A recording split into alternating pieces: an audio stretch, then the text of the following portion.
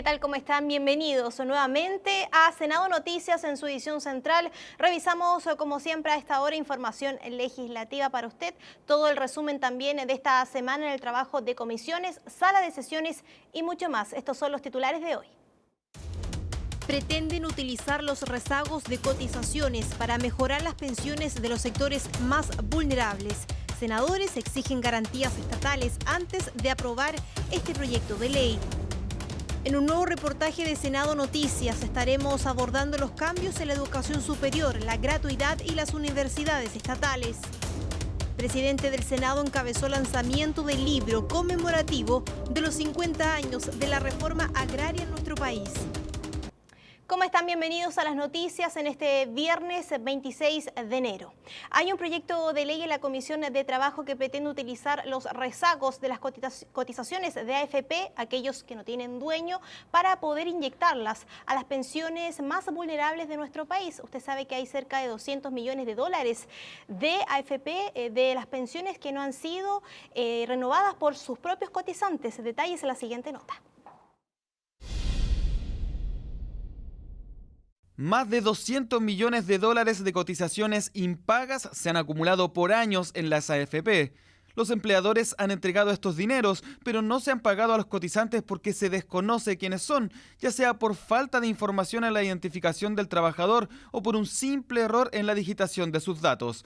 La ley obliga a la AFP a hacer todos los esfuerzos por buscar a los dueños de estos llamados rezagos, pero de las 2.700 millones de cotizaciones impagas que existen actualmente, la mitad tienen más de 20 años de existencia. Por ello, un proyecto de ley enviado por el Ejecutivo pretende facilitar el cruce de datos para que las AFP puedan encontrar a los dueños de estos rezagos durante un plazo intensivo de 9 meses. Y en caso de que este tiempo expire y no se les haya descubierto, el gobierno pueda ocupar estos fondos para mejorar las cotizaciones de los grupos más vulnerables. Iniciativa cuyo espíritu genera consenso entre los senadores de la Comisión del Trabajo y Previsión Social, pero con la condición de que la ley establezca una garantía estatal que obligue al Estado a devolver un rezago si en algún momento aparece su cotizante, algo que el Ejecutivo por ahora no está dispuesto a aprobar.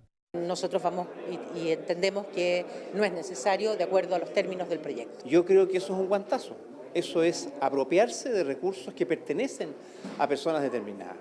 Y por tanto le hemos dicho que si quiere usar esos recursos, tiene que ser bajo la garantía del Estado, que cada vez que una persona reclama esos recursos y logra demostrar que no le han enterado debidamente en su cuenta de capitalización, el Estado se los pone. Parece muy positivo y creativo que se use esos recursos para beneficiar a quienes tienen pensiones bajas. Pero lo que no puede ocurrir, a mi juicio, es dejar desprotegido a un trabajador que aún no jubila, que aún no está por jubilar, que quizás vaya a jubilar en 20, 21 años y no sabe que no le han hecho su depósito, su cuenta individual. Si el Estado garantiza de que a cualquier trabajador que busca el día de mañana dónde están estas cotizaciones que no están imputadas a su cuenta corriente, el Estado va a responder sin ninguna duda que nosotros no tendríamos problema. Aquí lo que hay que garantizar es que el trabajador no puede en ninguna circunstancia perder su fondo cuando él se dé cuenta que le faltan porque el empleador no declaró bien. Proyecto de ley al que el Ejecutivo le había puesto discusión inmediata, lo que también molestó a los senadores, tanto del oficialismo como de la oposición, quienes amenazaron con rechazar la iniciativa si no se les daba tiempo para discutir el mensaje y recibir opiniones de expertos en la materia. Finalmente el gobierno accedió a quitarle esta urgencia para no perder de plano el proyecto antes de que este ni siquiera alcanzara a pasar por la sala. Por ello la comisión retomará en marzo el debate de este mensaje. Proyecto de ley cuyo futuro dependerá finalmente del nuevo ministro del Trabajo que asumirá en marzo, quien tendrá que decidir si incluye o no en él la garantía estatal que exigen los senadores. Bueno, estaremos muy atentos a lo que pase en marzo con este proyecto de la utilización de los rezagos de las cotizaciones en AFP. También usted puede averiguar si está dentro de esta situación, al menos tendrá 9 meses o mientras dure la discusión de este proyecto para usted averiguar con su entidad, con su AFP.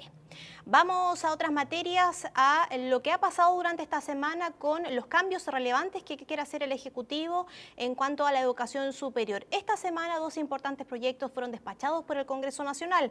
Hablamos del proyecto sobre educación superior y que abre el paso a la gratuidad, y también el proyecto sobre universidades estatales. Ambos pretenden cambiar el sistema sobre la educación superior. ¿Cuáles son estos cambios? ¿Cómo fue el debate? Lo vemos todo en el siguiente reportaje de Senado Noticias del periodista Julio Escobar.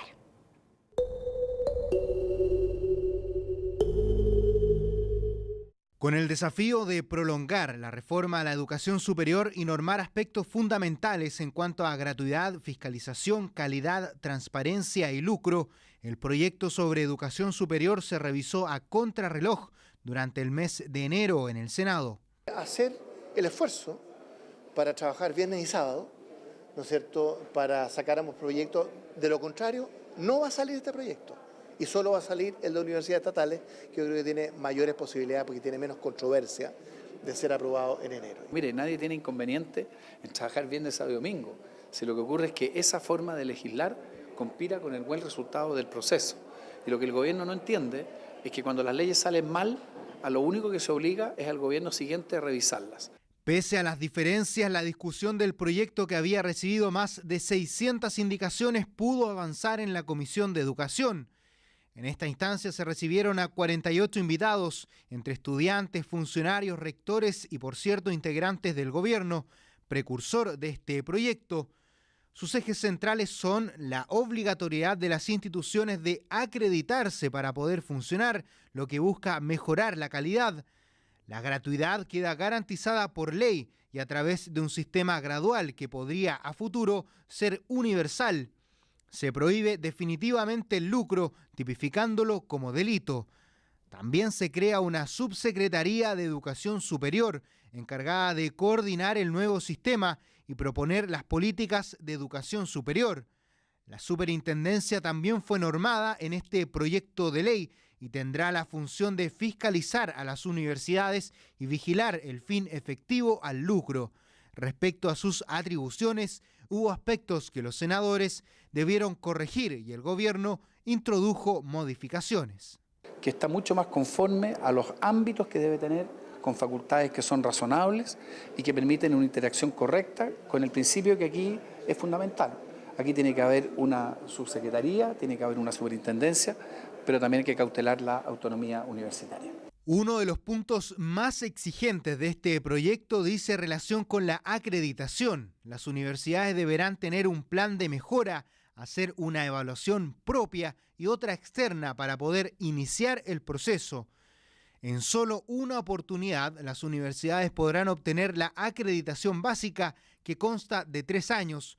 Luego estarán obligadas a obtener la acreditación avanzada, que se otorga por 4 o 5 años. Solo las universidades con capacidad de investigación, creación e innovación podrán acreditarse por 6 o 7 años. Entiendo que 2 tarjetas amarillas para alguien, ¿no es cierto?, significa una tarjeta roja. Bueno, en este caso es igual. Si esa institución que tiene 3 años vuelve a tener 3 años, significa que queda en condición de no acreditada y su autonomía se reduce a una condicionalidad. Las universidades que no se acrediten, de hecho, no podrán abrir más sedes ni incrementar su matrícula. El Ministerio de Educación les revoca el reconocimiento oficial y nombra un administrador de cierre. Serán las consecuencias para las instituciones que no puedan asegurar educación de calidad para sus estudiantes. Luego del consenso que generó la gratuidad para el 60% de las familias, este proyecto se encarga de garantizarla por ley, sin que quede sujeto a una glosa presupuestaria cada año. Pero las diferencias comenzaron con los llamados gatillos. El proyecto contempla que en la medida que el Estado tenga los recursos suficientes, estos se destinen a la gratuidad en la educación y de forma gradual llegar al 100%, es decir, a la gratuidad universal. Hoy día, el 2017, nos estamos gastando la plata de aquí a 70 años y a nosotros nos parece que eso no es correcto y que tiene evidentes problemas de constitucionalidad, pero también de legitimidad. Es tan importante que el séptimo decil entre, que podríamos nosotros haber dicho damos 2 o 3 años para que se vaya acercando al séptimo decil, podríamos haberlo hecho. El gobierno propuso los gatillos porque es una declaración en el fondo de intención. O sea, que hay la opción por un sistema de gratuidad universal, avancemos al ritmo que la realidad lo permita. Pese a las diferencias, finalmente el proyecto de ley establece la gradualidad para llegar a la gratuidad universal. Reforma a la educación superior que se complementa con el proyecto de universidades estatales que se discutió en las Comisiones Unidas de Hacienda y Educación y que también fue despachado por el Senado. El proyecto que fortalece las universidades del Estado otorga un marco jurídico bajo el que podrán regirse estas instituciones. También establece el rol del Estado con las universidades y además se aprobó un plan de fortalecimiento por 300.000 millones de pesos que deberán dividirse en el presupuesto de cada año. Con la promulgación de ambos proyectos queda normado el futuro de la educación superior del país y se cierra la reforma impulsada por el gobierno de Michelle Bachelet.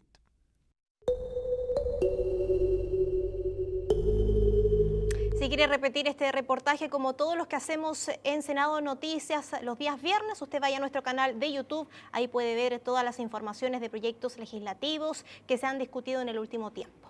Vamos a otras materias porque este fin de semana tenemos un nuevo estreno de nuestro programa Resumen de Sala. Allí el periodista Cristian Reyes nos va a informar sobre todo el acontecer legislativo, los proyectos aprobados, analizados, debatidos por nuestros legisladores en las últimas salas de sesiones de esta semana. Recordemos que ya son las últimas porque comenzamos con un receso legislativo hasta el mes de marzo. Aquí un adelanto.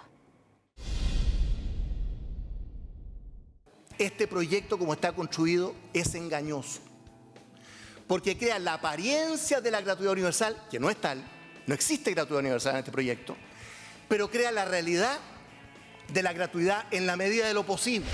Yo no me puedo hacer responsable como senadora de la República de la manera en la que se tramitó este proyecto de ley. No soy responsable, señor presidente. Lo que sí engaña y le hace mal a la política es cuando alguien, como presidente de partido, firma gustoso un programa de gobierno que establece gratuidad universal y tan pronto se establece y se gana un gobierno, hay un desmarque en esa materia. Creo que aquí hay una superposición de funciones que a la larga nos van a traer más dificultades que soluciones a este problema. Estas son solo algunas de las intervenciones y los temas que estaremos abordando en este nuevo resumen de sala con los principales hitos legislativos ocurridos en el Pleno en la más reciente semana. Estaremos ahondando en lo que fue el fortalecimiento al sistema de educación superior, el último paso acerca de la capitalización de TVN y el avance en la creación de una nueva CONAF, entre otros puntos. Ya lo sabe, resumen de sala, este sábado el estreno y también con repeticiones el día domingo. Entérese de todos los proyectos de ley aprobados esta semana por la sala de sesiones. Cambiamos de tema porque en el ex Congreso Nacional el presidente del Senado encabezó el lanzamiento de un libro conmemorativo de los 50 años de la reforma agraria en Chile. Detalles a continuación. Un texto histórico y de reflexiones de 302 páginas sobre los 50 años de la reforma agraria en Chile fue lanzado en el ex Congreso Nacional en una ceremonia encabezada por el presidente del Senado, Andrés Saldívar, la senadora Carolina Goich y el senador Felipe Arboe. Se trata de un trabajo compilatorio y gráfico a cargo de la Biblioteca del Congreso Nacional que ahonda en los detalles del proceso económico y social que significó la expropiación y redistribución de más de 10 millones de hectáreas entre miles de agricultores del país, con reflexiones transversales de actores importantes como el ideólogo de la reforma agraria y el ministro de Agricultura de Salvador Allende, Jack Chonchol, el responsable de la planificación y ejecución de la reforma, el ex senador Rafael Moreno, o el obispo de Rancagua y vicepresidente de la Conferencia Episcopal, Monseñor Alejandro Goich. Partícipes de la presentación de este libro, los senadores hicieron su propia lectura de este hito social del Chile del siglo XX. El cambio a la reforma agraria fue un cambio profundo. No solo fue el hecho de la entrega de la tierra a los campesinos, sino que se cambió la estructura social del campo.